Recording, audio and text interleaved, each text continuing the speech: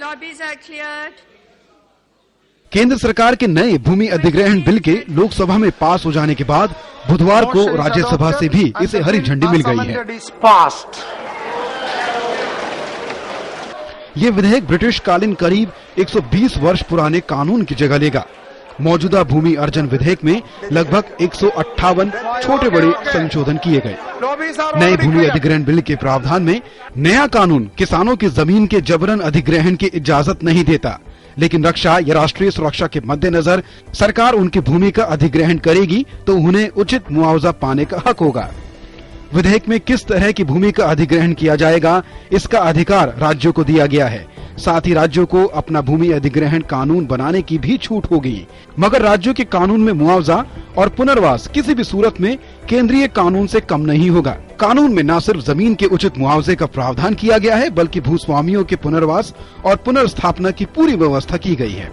ग्रामीण क्षेत्रों में अधिग्रहण पर किसानों को बाजार भाव से 4 गुना दाम मिलेंगे, जबकि शहरी इलाकों में जमीन अधिग्रहण पर भूस्वामी को बाजार भाव से 2 गुने दाम मिल सकेंगे।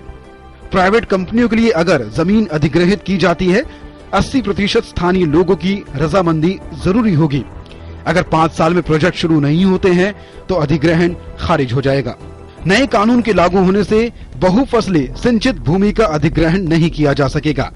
जमीन के मालिकों और जमीन पर आश्रितों के लिए एक विस्तृत पुनर्वास पैकेज की व्यवस्था की गई है।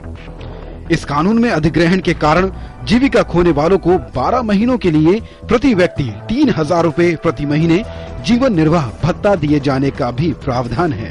बिल में जमीन डेवलपर्स को लीज पर देने का भी प्रावधान है, ताकि जमीन के मालिक किसान ही रहे और इससे उन्हें सालाना आय भी हो। ग्राम सभा की सहमति के बिना जमीन का अधिग्रहण हासिल नहीं किया जा सकेगा। अगर अधिग्रहित भूमि एक उच्च कीमत पर तीसरे पक्ष को बेची जाती है तो राशि का 40% मूल मालिकों के साथ साझा किया जाएगा। विधेयक में उन लोगों को भी मुआवजा मिलेगा जिनकी आजीविका अधिग्रहित की जा रही भूमि पर निर्भर होगी। नए कानून के अंतर्गत मुआवजे में मिली राशि पर न आयकर और न ही कोई स्टाम्प शुल्क लिया जाएगा। हर परियोजना में भूमि खोने वाले अनुसूचित जाति या अनुसूचित जनजाति के लोगों को अधिग्रहित भूमि के बराबर या करीब 2.5 एकड़ जमीन दी जाएगी। सिंगूर में टाटा का प्लांट हो या फिर नोएडा एक्सटेंशन में कंस्ट्रक्शन, हर बार यही बात उठती रही है कि देश में जमीन अधिग्रहण को लेकर कोई कारगर कानून नहीं है। इन्हीं सब सवालों के चलते नए जमीन अधिग्रहण बिल को एक हल के रूप में देखा जा रहा है। सृजन श्रीवास्तव की रिपोर्ट, डीडी न्यूज।